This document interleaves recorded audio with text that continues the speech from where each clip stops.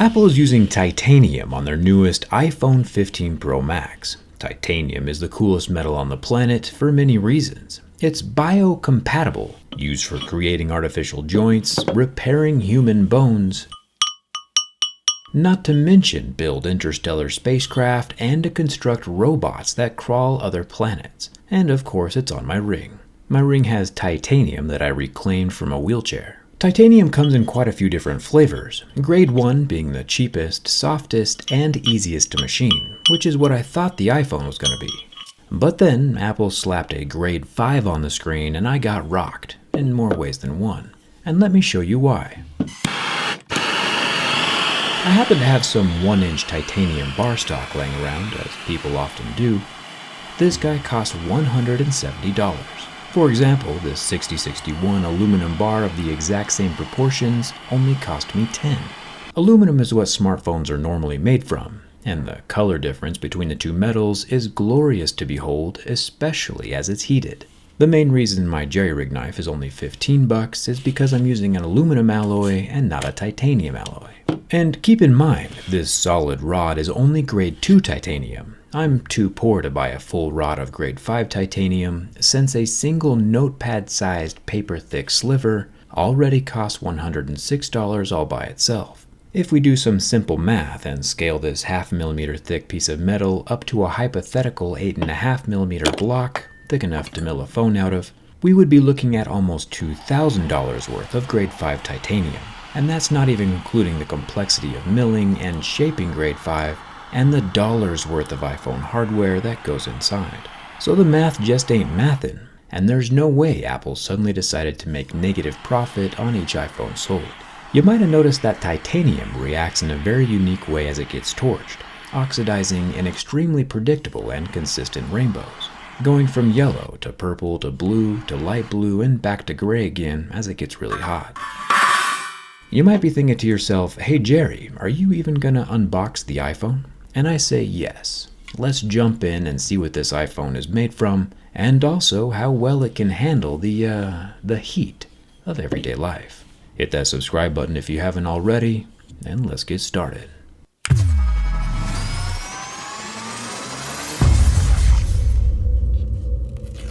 Inside the brand new iPhone 15 Pro Max box, we find the phone itself. This blue titanium is almost the same shade as the blued titanium that I made.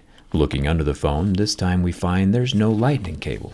Instead, we have a brand new braided USB-C cable. I imagine the world will soon follow Apple's lead on this one, and we'll start seeing this port everywhere. Probably the closest thing we'll ever see to world peace. And honestly, the phone does feel good, about the same as any other rectangular phone. But the brushed titanium and the etched back glass do feel super cool. But the imitation blue shade is just ever so much off from the actual shade of blued titanium that I think it would bother me long term. Apple said again that this screen glass is the strongest glass ever on a smartphone. They call it ceramic shield, and I agree, it is a pretty solid slab of glass. We normally see plastic screens scratch at a level 2 or 3, glass at 5 or 6, and sapphire would be an 8 or 9. This dual ion exchange ceramic shield does still scratch at a level 6, with deeper grooves at a level 7, but level 6 does appear to be quite a bit more faint than usual. And I do think Apple is onto something with this proprietary glass. The front selfie camera is tucked into the dynamic island and is protected by that same slab of glass. The earpiece is a razor-thin slit between the glass and the frame. No speaker grills to fall out or get dirty. Making our way over to the titanium sides, Apple's using something called a PVD coating, a physical vapor deposition. It's a pretty wild method of applying an ultra-thin protective layer over the titanium. I don't know enough about PVD to talk about it in depth, but you know, it is scratchable. Exactly like the anodized aluminum. Everything except for this 5G antenna slot. For some reason this oval is just not scratching. I think they should make a whole phone out of whatever this stuff is.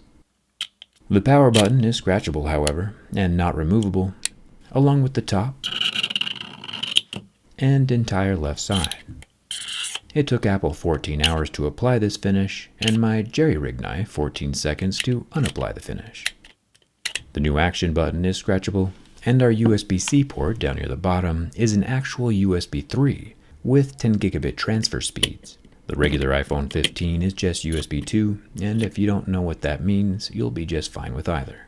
The matte back glass, which every phone should have, does not scratch. The Apple logo in the center is the only thing that's smooth. One thing that Apple did change up quite a bit this year is with the cameras. We still get that gradual gradient built into the tinted glass that rises up to the camera plateau, and some of these camera upgrades we won't be able to see until the teardown. But Apple says these 3 lenses that we can see are actually 7. Gotta LOL a bit at that absolute stretch. Here at the bottom we have a 48 megapixel main camera, which apparently has a nanoscale coating on the lens to reduce glare. The coating luckily does not scratch off or fracture. The coolest camera is definitely the middle one, a 12 megapixel 5x tetra prism telephoto lens that redirects and reflects light 4 times before hitting a 3D sensor shift OIS stabilizer. If there's one reason to take apart the iPhone 15 Pro Max, it's to see what in the world that looks like from the inside. Then up top we have a 12 megapixel ultrawide. Apparently, these 2 cameras on the edge can work together like 2 eyeballs to generate spatial video, which I don't want to be the guy to beat a dead horse, but that was something Android did 12 years ago with the HTC Evo 3D.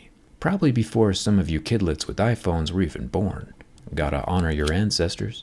Apple said during their event that the back glass panel is easily removable to facilitate repairability, which is a huge commendable move.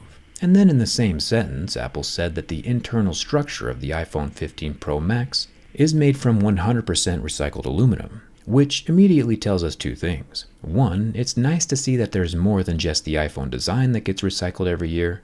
And 2, the internal frame is not solid grade 5 titanium, only the exterior. This explains quite a bit. The iPhone 15 Pro Max has a 6.7-inch OLED display with 2000 nits of outdoor brightness and 120 Hz refresh rate, and lasts for about infinity seconds before having no reaction to my lighter. Nice work, Apple. We'll try out my big boy lighter in a second. It's time to see if the new blended aluminum titanium grafted hybrid structure compromises the structural integrity of the iPhone 15 Pro Max.